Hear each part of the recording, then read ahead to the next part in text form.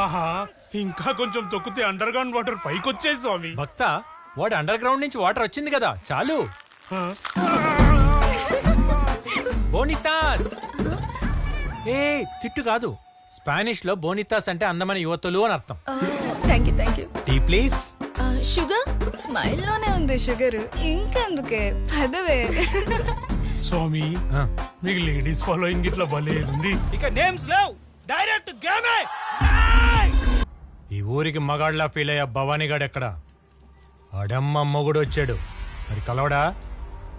ఆ ఎక్స్ప్రెషన్ ఏంట్రా, కొంపతీసి కుమ్మేశానా? దాగుడు మూతల దండాకోర్, ఎక్కడున్నాడు పుండాకోర్?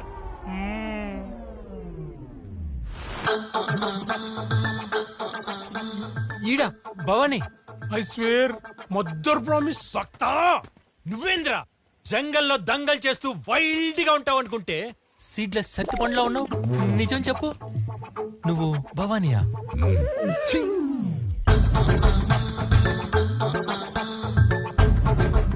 ఏంద్రా ఇది, నిన్ను కుమ్మలా? సరిగ్గా తుమ్మితేనే గుండె జారి గోచలోకి వస్తుంది. నా బాధ నీకేం తెలుసా సత్తిపండు? నేను భవానీ. సత్తిపండు, నేను చెప్పేది వినకుండా ఎందుకని తొందరపడతావు? చూడు సత్తిపండు, నేను ఏ ర్యాక్ పోస్ట్ అయినా హాఫ్ డే 1 డేలో కేల్కత్తం చేసుకొని ట్రాన్స్ఫర్ అయిపోతున్నానని నేనే కమిషనర్ రిక్వెస్ట్ చేస్తే నువ్వు పెద్ద తోపు, ఈ కేసు తొందరగా తేలని చెప్పి పెద్ద హోప్ ఇచ్చి మరీ పంపించాడు. కానీ ఇక్కడికి వచ్చి చూస్తే గంటలో దుకాణం బంద్ అయిపోయింది. ఈ విషయం కానీ కమిషనర్ గారికి తెలిసిందనుకో నన్ను ఇమీడియట్ గా ట్రాన్స్ఫర్ చేయించేస్తాడు. ఇంకా జిప్పు కూడా ఇప్పలేదు. నా బ్యాగ్ది నువ్వేదో అనుకున్నావు కదా, చిలిపే. రే సత్తిపండు, నేను ఇక్కడే ఉంటానికి ఏదో ఒక ఐడియా ఇవ్వరా? ఐడియానా?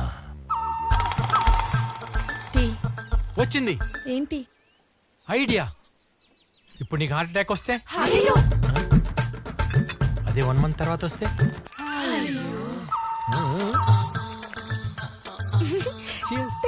చూసావా, బాధను బఫరింగ్ లో పెడితే ఇంపాక్ట్ కొంచెం తగ్గుతుంది. సత్తిపండు, నేను నీకు ఒక ఆఫర్ ఇస్తా. ఇప్పుడు నేను నిన్ను అరెస్ట్ చేయను.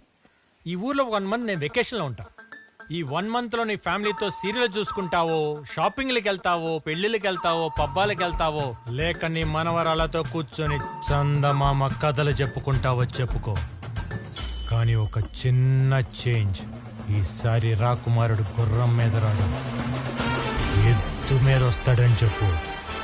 నేను వెకేషన్ లో ఉన్నప్పుడు నన్ను డిస్టర్బ్ చేసావనుకో, వెకేషన్ చూడకుండా కొడతా. 1 మంత్ లో నువ్వే వచ్చి బొక్కలో బజ్జోవాలి. బజ్జుంటావు.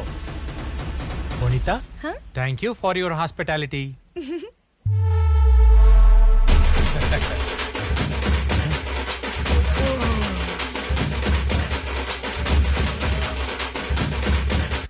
సార్ మీరేంటి సార్ స్టేషన్ రాకుండా ఎక్కడికి వచ్చారు? నువ్వు దేనికి వచ్చావు? దండేద్దామని. మరి సార్ ఇదంతా ఏంటి సార్? నువ్వు దేనికి వచ్చావు? డప్పు కొట్టడానికి. మరి కొట్టు. చీరగల్స్ లేరా? చీరగల్ సార్. సార్ మీకు ఎక్స్పెక్టేషన్స్ ఎక్కువ, మాకు బడ్జెట్ తక్కువ. ఈసారి చింతామణితో అడ్జస్ట్ అవ్వండి. Which money? వెనకాల money. Oh you want the money? Come money. నువ్వెందుకు ఆపారా? కొట్టు. స్వామి, ఎస్, మా పేర్లు అడిగి అడిగి మరీ కొట్టారు. మరి మీ పేరు చెప్పరా? ఇలాంటి సిచ్యువేషన్ కోసమే నా గురించి నేనే ఒక పాట రాసుకున్నా. శ్రోతల కోరిక మేరకు my title song all the rights are reserved by me. Sir ఏం చేస్తారు సార్? రేయ్, ఇల్లీగల్ బంకో మూసాయి. సార్ మీకు పోలీసు రౌడీగా సార్? డౌటే లేదు, రౌడీ పోలీస్.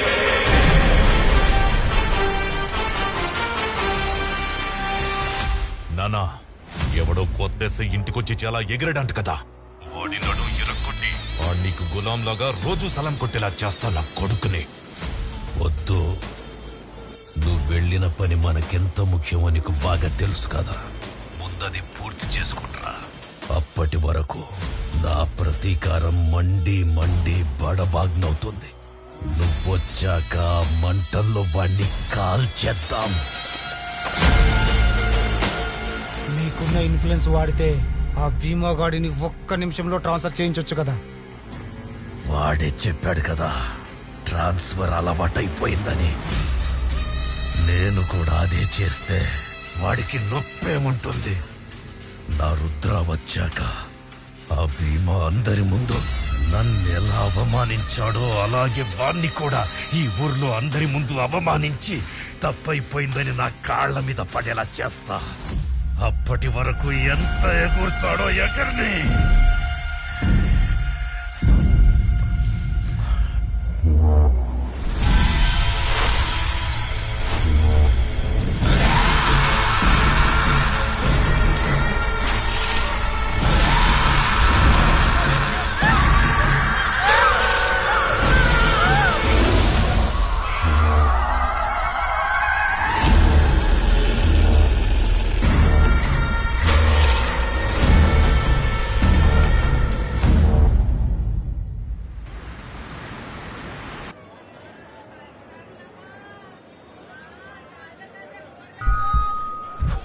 Mic testing 1 2 3. ఈడేంద్రా ఇప్పుడు కచేరీ మొదలు పెడతాడా ఏంది? సోదర సోదరి మల్లారా, ఇంత హ్యాండ్సమ్ గా ఉండి సోదరి అంటే ఎవరో పలకరేమో సార్. కరెక్టే రోయ్, మర్చిపోయి నుండు. మూలనున్న ముసలోడా, త్వరలో గోడ మీద ఫోటో పోయే క్వార్టర్ పండు, అందమైన కాంత, ఆమె మీద కన్నేసిన కాంతారావు. వినండి వినండి వినండి, నా పేరు భీమా. భీమానా మరి అదేది? నీలాగే ఒకటి అడిగాడు, వాడి గోచిలో దూర్చా. కావాలంటే చెప్పు తీసుకొస్తా. థ్యాంక్స్. మీ అందరికి ఒక ఆఫర్ ఇస్తున్నా. ఇక్కడ నుంచి మీ ఏ వస్తువు దొంగిలించబడినా పోలీస్ స్టేషన్ కి వచ్చి కంప్లైంట్ ఇవ్వండి. పోలీస్ స్టేషన్ కతే మా డబ్బులు ఏమవుతాయి? మేము పోలీసులు నమ్మం.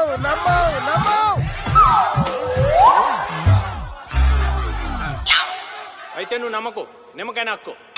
మిగతా వాళ్ళందరూ పోలీస్ స్టేషన్ కి వచ్చి మీ దొంగిలించబడ్డ వస్తువుల విలువ క్యాష్ లో పట్టుకెళ్ళండి. ఏ వస్తువు పోయినా క్యాష్ లో ఇస్తారా? మన కంప్లైంట్ ఇచ్చిన కస్టమర్ దగ్గర మనమే డబ్బులు అవుతాం. ఈడేంట్రా తిరిగి చేస్తానంటాడు? ఏది పోయినా ఇస్తారా సార్? నీ పెళ్ళాం పోతే తిరిగి తీసుకురాలేను రోయ్. అది పోతే నేనే కంప్లైంట్ ఇవ్వను. ఇది కరెక్ట్. ఇస్తే నేను బొక్కలో ఏను. ఏ దొంగ నా కొడుకనే తప్పుగా కంప్లైంట్ ఇస్తే తుప్పు పట్టిన రాడు అటు సెల్లర్ లో పార్క్ చేస్తా. ఈ ఆఫర్ నేటి నుంచి నేను ఈ ఊర్లో ఉన్నంత వరకు మీ సౌలభ్యం కోసం. ఆలసించిన ఆశాభంగం, వదిలేసినోడు బోడిలింగం.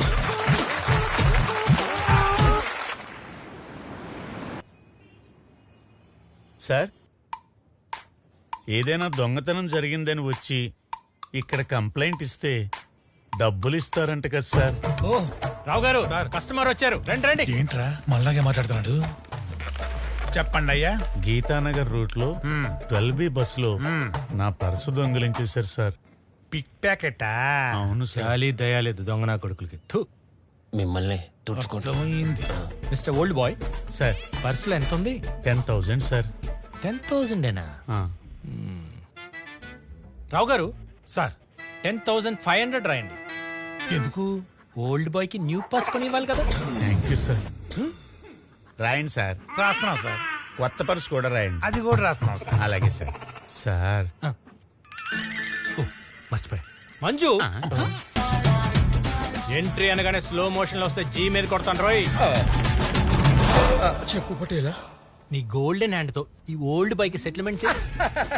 ఇగో పెద్దాయన, నువ్వు ఏకదం బేఫికరుండు. ఇక వాటు లాభం. రావు సాబ్, మీ వాళ్ళందరినీ పిలిచి ఆటోగ్రాఫ్ పెట్టిర్రు. ఎందుకు? ఎందుక పటేలా జర చెప్పు. సెటిల్మెంట్ చేసామని విట్నెస్ రావు గారు. ఓ అందుక. అయితే పెడతాంలే, పెడతాం. రావు సాబ్, నెక్స్ట్ వీక్ మీరు నా తానా తీసుకున్న 10,500 రూపాయలకు గాను మితితోని కలుపుకొని 15,500 రూపాయలు కడతారని పూర్తి స్పృహతో దస్తఖత్ చేసినందుకు ధన్యవాదములు. ఈ డబ్బులు మేమెందుకు కట్టారు సార్? ఏంటి సార్ ఇది? ఒక మెకానిక్ రిపేర్ చేయకపోతే పే చేస్తారా? ఒక డాక్టర్ వైద్యం చేయకపోతే పే చేస్తారా? మరి ఉద్యోగం చేయని పోలీస్కి జీతం ఎందుకు పే చేయాలి? సిగ్గు లేదా మీకు? ఆయన వదిలేసి ఉంటారులే. కంప్లైంట్ ఇవ్వడానికి వచ్చాను కస్టమర్లా ట్రీట్ చేస్తారా? మనం వాళ్ళకు ఉపకారం చేయకపోయినా పర్లేదు, ఉద్యోగం చేస్తే చాలు. After all pick pocket case sir. Pick పాకెటా? ఒక మిడిల్ క్లాస్ వాడు నెలంతా కష్టపడి జీతం తీసుకున్నాక అది పిక్ పాకెట్ అయిపోతే వాడు కట్టాల్సిన current bill, water bill, medical bill, పాల బిల్ ఏది కట్టలేక ఖాళీ పాకెట్తో నిలబడితే ఎలా ఉంటుందో తెలుసా? నెల గడవటానికి బయట అప్పు చేస్తే అప్పు కట్టలేక అప్పు ఇచ్చినాడు వచ్చి ఇంటి ముందు ఆడవాళ్ళని తప్పుగా మాట్లాడుతుంటే మన తల దించుకొని నిలబడితే ఎలా ఉంటుందో తెలుసా? ఆఫ్టర్ ఆల్ అంట, ఆఫ్టర్ ఆల్ బలిసినోడు ఇంట్లోనో బ్యాంక్ లోనో లూటీ జరిగితే పెద్ద కేసు, పిక్ పాయింట్ అయితే పెట్టి కేసు కాదు. క్రైమ్ సైజ్ బట్టి మనం వాళ్ళకి సర్వీస్ ఇవ్వకూడదు రావు గారు. Public service is a serious duty.